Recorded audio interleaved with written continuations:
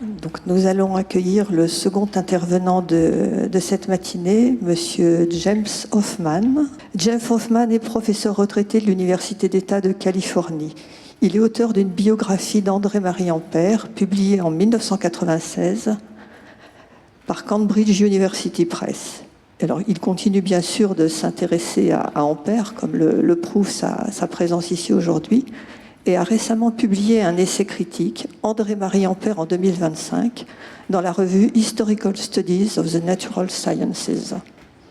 Son exposé d'aujourd'hui explore comment les travaux les plus créatifs d'Ampère en électrodynamique sont survenus à un moment particulièrement opportun dans sa vie personnelle et spirituelle. Merci beaucoup. First of all, I want to thank those responsible for inviting me to participate in this event, and especially Alfonso San Miguel. It's truly an honor to be included, and I apologize for my inability to address you in Ampere's native language. Mon accent est terrible. So, back in the 1980s, when I initially investigated the many boxes of Ampère archives, it was a different technological environment. No computers, no cell phones, no digitalized information. C'est moi, dans mon jeunesse, très chic. Both technology and scholarship have progressed, but I have fond memories of studying and transcribing the pages Ampère filled with his unmistakable childlike scrawl. Get up there, yes. While my biography in 1996 put an emphasis on Ampère's scientific accomplishments, his complex personality has always been an additional source of fascination, and it provides ample material for today's talk. For example, although his devout Catholicism sometimes wavered, Ampère always remained convinced that divine providence played a crucial role in his life. He was often dismayed when his ambitions and desires were thwarted by what he considered to be supernatural intervention, and he was plagued by anxiety over how his conduct may have merited these setbacks. Ampère's response to providential events was conditioned by his mercurial personality, torn between romantic inclinations to emotional exuberance on the one hand, and the competing demands of intellectual rigor on the other. This essential tension in his character is a large part of what makes Ampère a fascinating historical figure. Another way to express this duality is to say that he was a unique product of both early 19th century French Romanticism and the scientific milieu of mathematical physics we associate with more single-minded personalities such as Cauchy, Laplace, Poisson, or Biot.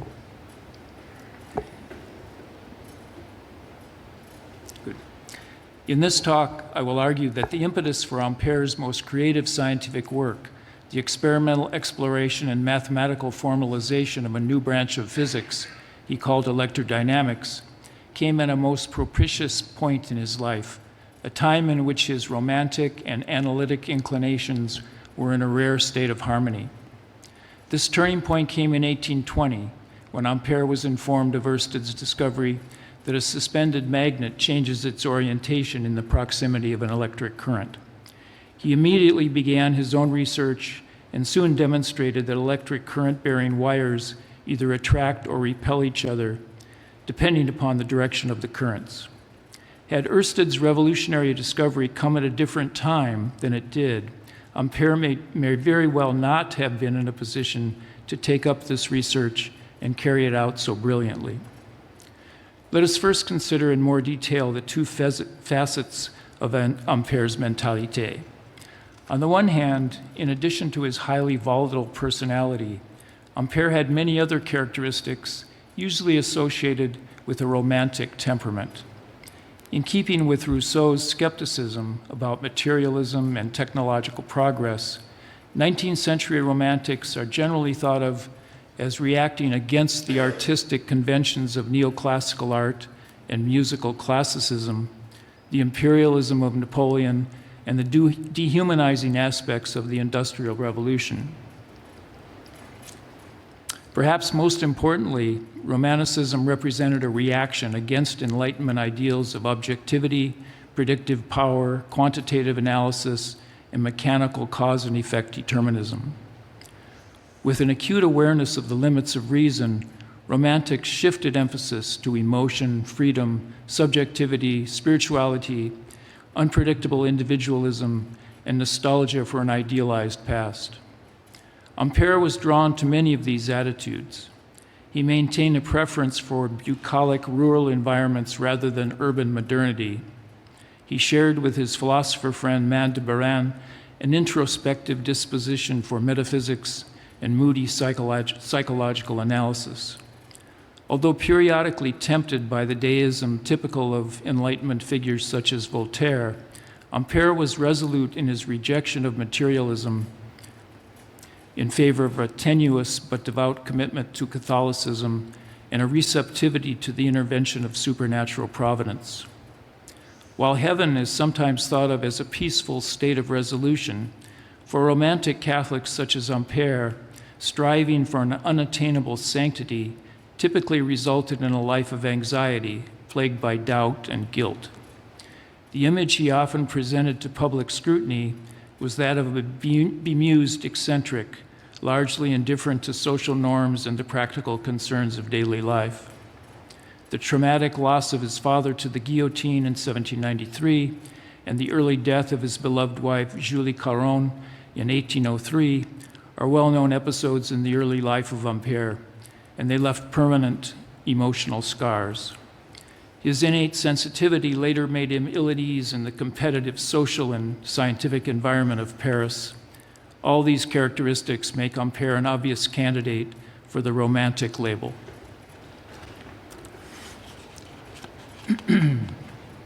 But this designation must be tempered by recognition of the other side of Ampère's personality, his atypical aptitude and passion for mathematics and mathematical physics, and his ability to compartmentalize these interests and pursue them with minimal input from his romantic inclinations.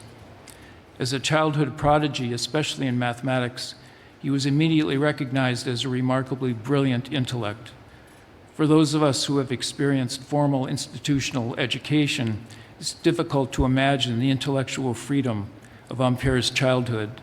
His literally encyclopedic reading habits in his father's library may have been partly responsible for his lifelong fascination with classification schemes and his eclectic inclination to abruptly shift the focus of his investigations.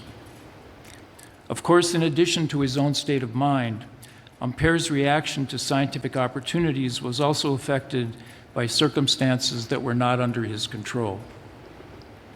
The pivotal moment of his scientific career came at a particularly fortunate time in 1820. It was at that point, in response to Oersted's discovery of the mutual interaction between an electric current and a magnet, that Ampère began the investigations into what he would call the science of electrodynamics. It has been a persistent puzzle among historians to account for his amazing creativity in so rapidly laying the foundations for this new branch of physics. His metaphysical presuppositions, his outsider status with respect to the predominant Laplacian paradigm, and his enthusiastic investigation of what Friedrich Steinle has called exploratory experiments have all been appropriately documented as contributing factors. However, there is a providential timing to Oersted's discovery that should be noted as well. As a historical exercise, let us consider how difficult Ampère's response would have been if this discovery had come just 6 years earlier, in 1814. There are several factors that would have been severely detrimental. 1814 was, of course, the year prior to Napoleon's final defeat. Ampère followed the events leading to the fall of the empire very closely, and his dread about the future of France and the human condition in general kept him in an even more heightened state of anxiety than usual. On a more personal level, his domestic life had degenerated due to his rash 1806 marriage to Jean Potat, a woman Joseph Janin once described as a pimbesh pretentieuse. I don't know, in English, maybe pretentious bimbo, I'm not sure. Peut-être. The marriage was an unmitigated disaster and promptly dissolved into prolonged legal proceedings over their daughter, Albine, born on 6 July 1807. and treated with shameless indifference by her mother. But 1814 also included the painful ending to another romantic relationship with a woman Ampère referred to in his correspondence only as la constante amitié. Ampère seems to have adopted this term due to his fascination with an engraving by that name based upon a painting by Jean-Baptiste Mallet.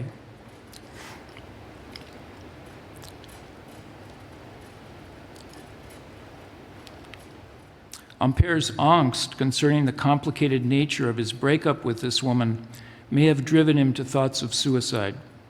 In a letter to his Lyon friend Claude Jolien-Bredin on 14 March of 1814, he refers to this ghastly day and reassures Braden that I will see you again, I am sure of it at present. Do not fear at all for my life. Although Ampère's penchant for dramatic language may have given the impression that he was closer to suicide than he actually was, we can be sure that he was burdened by a severe and debilitating sense of guilt over how this affair ended. He found some consolation in believing, as he put it, that no human will could have foreseen or ordained this event. It's an omnipotent will which has brought to bear on me the blows of its vengeance. No doubt I deserve what has happened to me since it has permitted it. In addition to this personal turmoil, Ampère's efforts to make a significant contribution to philosophy had reached a turning point in 1814. Throughout the previous decade, he had participated in vigorous discussions of Kant's Critique of Pure Reason, the new German epistemology that was under scrutiny in France. Although Ampère agreed with the French consensus that knowledge originates through sensation, he was driven by an obsessive need to justify knowledge that is not limited to subjective phenomena. Ultimately, Ampère claimed that the recognitions of relations, rapport, among phenomena, especially when mathematically expressed, can serve as a bridge from the subjectivity of sensations to an objective reality he referred to as the world of noumena, adopting a term from Kant. However, he found it very difficult to find a convincing justification for this structural realism, as it has been termed. Initially, he tried to ground it in his analysis of faculty psychology, and a second short-lived strategy was to speculate about a physiological link between the noumenal and phenomenological domains. Faced with criticism from Maine de Baran and Sebastian Planta, Ampère was forced to retreat to a contingent hypothetical assertion of the desired analogy between phenomenal relations and noumenal relations. His argument now amounted to the claim that only some form of realism could adequately explain the empirical success of science. This meant that the justification of one of his most adamant philosophical convictions now was contingent upon confirmation by the development of successful scientific theories. Consumed as he was by this metaphysical quandary, Ampère was severely distracted from concentrating on the scientific research he needed to justify his own epistemology. During the second half of 1814, it appeared that chemistry might be the domain in which this support might come, and Ampère threw himself into the debates of the day with his customary passion.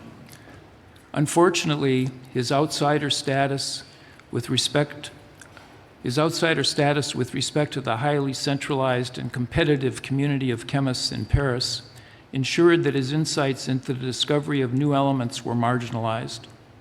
Furthermore, during the waning days of the Empire, his interactions with the British chemist Humphrey Davy were frowned upon and further isolated him.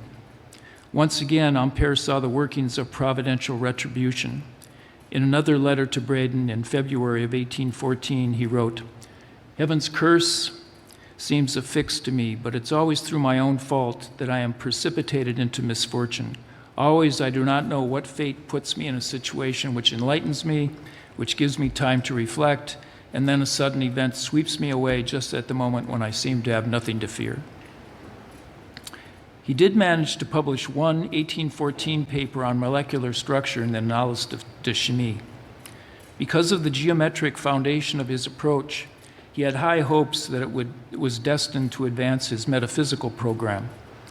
Ampère posited a representative form for each particle of a chemical element or compound, a polyhedron with atoms or molecules in Ampère's 1814 terminology located at each vertex. For the simplest of these forms, Ampère drew upon the primitive forms Hui had discovered in his study of crystallography. As a purely mathematical set of relations, this model was ideally suited to illustrate Ampère's belief in a scientific bridge between the phenomenal and the noumenal worlds. By studying how his geometrical particles could be superimposed and combined to agree with empirical data, such as Gay-Lussac's law of combining volumes for gases, Ampère essentially tried to reduce chemistry to a branch of geometry.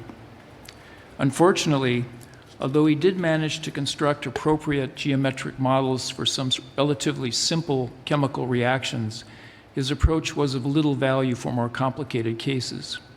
This failure to provide predictive power was especially galling, since that was the crucial success he needed as supporting evidence for his metaphysics. Ampère partially overcame this disappointment by turning to mathematics during the second half of 1814. Despite his innate mathematical ability, he rarely pursued pure mathematics except for pragmatic purposes of career development. This was certainly the case in 1814. In desperate need of publications to support his candidacy for an opening in the mathematics section of the first class of the Institute, Ampère wrote 3 significant mathematics papers and submitted them on 11 July, 12 September, and 17 October of 1814.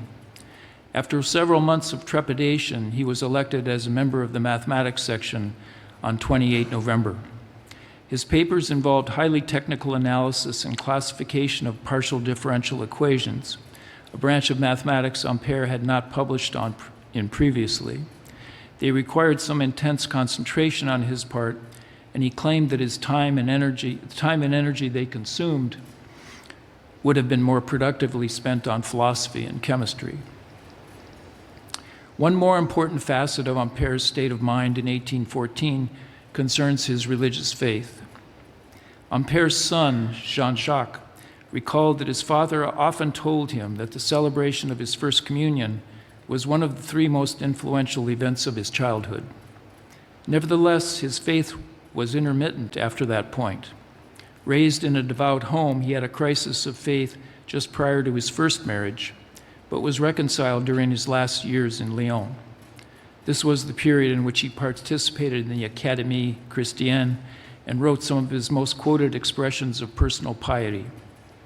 In one famous example, probably written in 1805, shortly after his arrival in Paris, Ampère pleads with himself to reach a state of harmony in which his spiritual and intellectual impulses are in equilibrium. Study the things of this world. It is the duty of your state. However, regard them with only one eye, and let your other eye be constantly fixed on the eternal light. Ampère did not always achieve this goal of balance and moderation, but he did acknowledge it as an ideal to be sought. Although he would return to Catholicism by 1817, in 1814 he was spiritually adrift. This state did not sit well with him, and he agonized that it was in some way responsible for his personal and professional setbacks. So let us return to our hypothetical question. Would Ampère have been able to successfully devote himself to electrodynamics if Ørsted's discovery had come just 6 years earlier, in 1814? I would say the answer is definitely no, as you would guess. Untethered from the mooring of his religious youth, entangled in romantic and domestic drama, embroiled in priority disputes among chemists and philosophers who denied his relevance, compelled to publish detailed memoirs on partial differential equations in pursuit of election to the Institute, Ampère was far too overwhelmed to take on an additional passion in 1814, especially in a competitive environment in which every such opportunity was seized upon by experienced researchers intent upon their own career advancement. Following the tentative resolution of all these conflicts, Ampère's life had taken on a new stability by 1820. He now was able to compartmentalize and prioritize his interests much more efficiently. His return to his Catholic faith was particularly fortifying. In one of several devotional passages he wrote during 1817 or 1818, he pledged to remain faithful. Today, October 5th, the 19th Sunday after Pentecost, God has revealed to me what was at stake in my eternal salvation.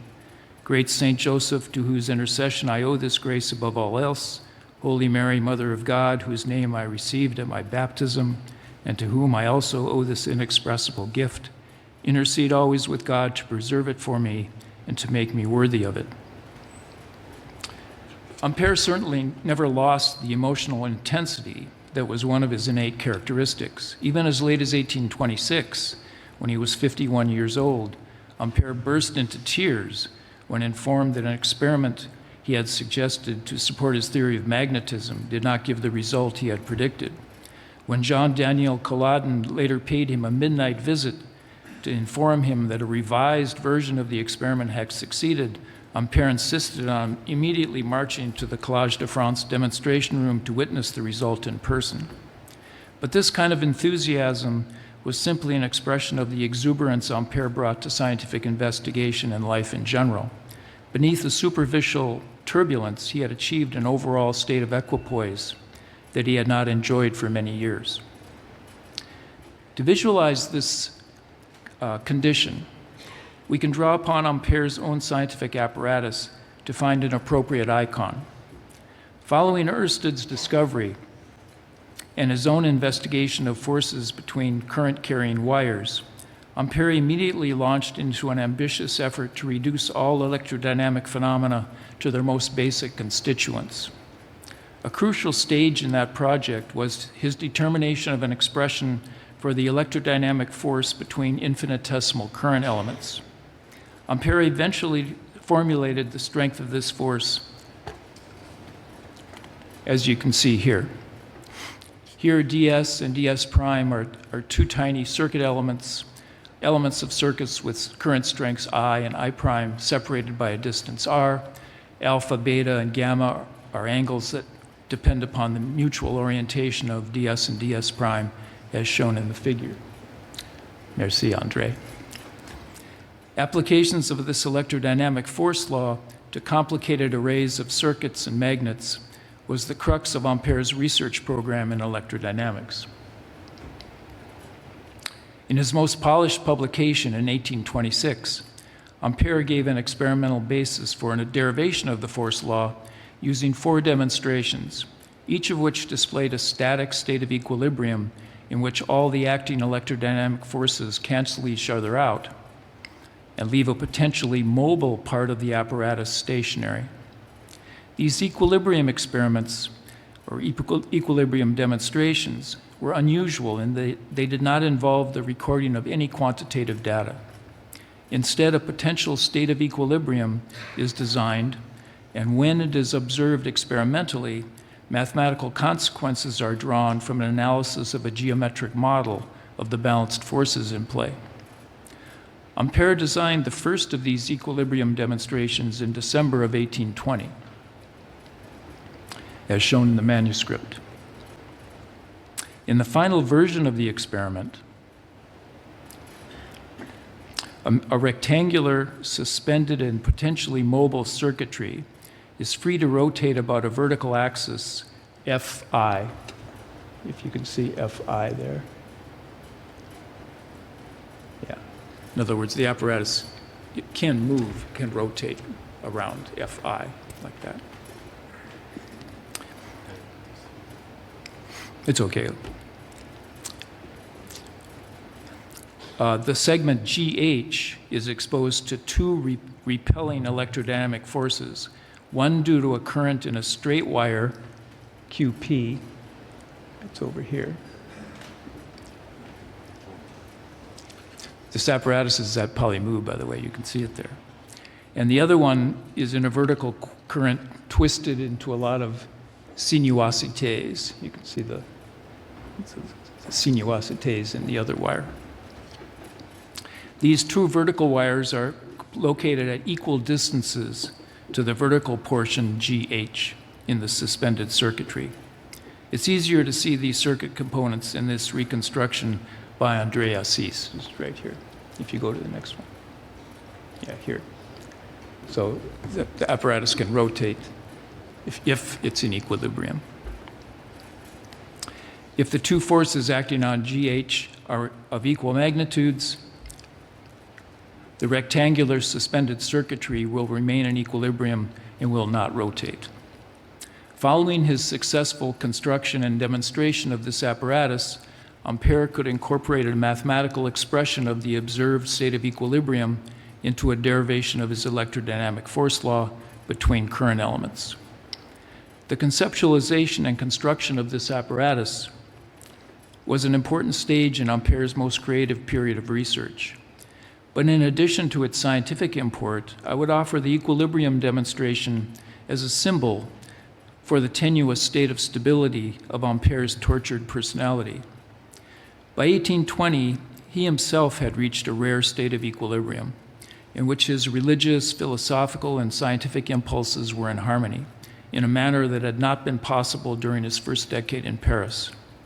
Just as his electrodynamic apparatus will stay in equilibrium only if the forces in action are perfectly balanced, so too Ampère himself functioned best when his romantic and rational impulses were in a healthy state of equipoise.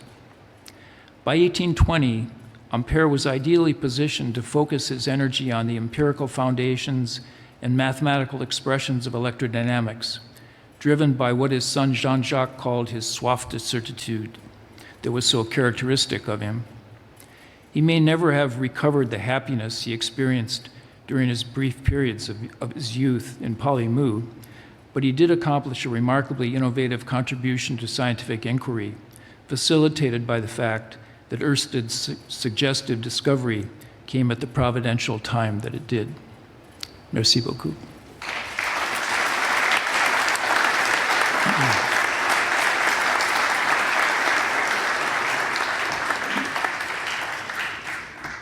Merci beaucoup, Monsieur Hofmann, pour cette présentation qui a fait le lien entre le romantisme et le rationalisme dans ces premières années de travail d'Ampère sur l'électrodynamisme. Est-ce qu'il y a une question dans la salle? Thank you for this very good presentation, excellent presentation. I would just like perhaps add an element to the motivations of Ampère in 1820. Perhaps, of course, he wrote a memoir when he was only 26 in 1901. It was the beginning of a treatise on electricity, and in his introduction he said he would put a unique principle which explained all the phenomena of magnetism and electricity, and it would be a propagation. I don't know in English, une propagation de proche en proche. And this unique principle would be explainable only by God, because it is a universal and unique principle.